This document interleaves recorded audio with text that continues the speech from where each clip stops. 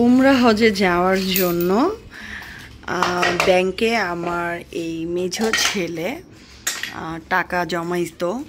তো প্রতিদিন সকালবেলা সে বলতো, ওর বাবা দোকানে যাওয়ার সময় হলেই বলতো, বাবা টাকা দিয়ে যাও, টাকা জমাবো। তারপরে হচ্ছে এই যে ওর বাবাও মাঝে মাঝে টাকা রাখতো। তারপরে হচ্ছে এখানে আমার বাবা যখন আসতো, আমার বাবাও হচ্ছে টাকা এখানে দিয়ে যেত। আমার বাবাকে বলতো যে নানা ভাই হজে যাব, টাকা দিয়ে যাও, ব্যাংকে টাকা জমাবো। তো আব্বাও শুনে খুব খুশি হইতো।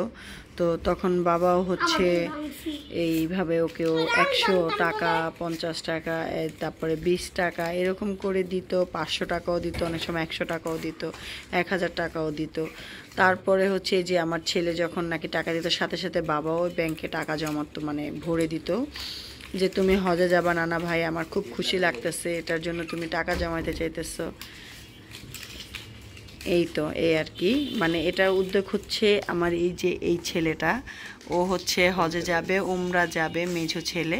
তো ও হচ্ছে টাকা জমাবে, ব্যাংকে টাকা জমাবে, এই টাকা দিয়ে উমরা যাবে। তো আলহামদুলিল্লাহ আমরা সামনের সপ্তাহে হচ্ছে উমরার উদ্দেশ্যে রওনা দিব।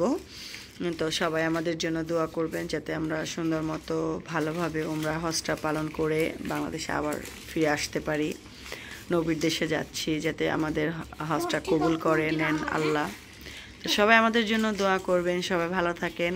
আর কত টাকা হয়েছে, কত টাকা জমছে, জুনায়েদের আব্বু কত টাকা দিছে এখানে, আর জুনায়েদ ওর ভাইজানের কাছ থেকে নিয়ে কত টাকা জমাইছে, মানে সব মিলিয়ে কত হয়েছে সেটাও আপনাদেরকে জানাবো টাকা গোনা শেষ হইলে।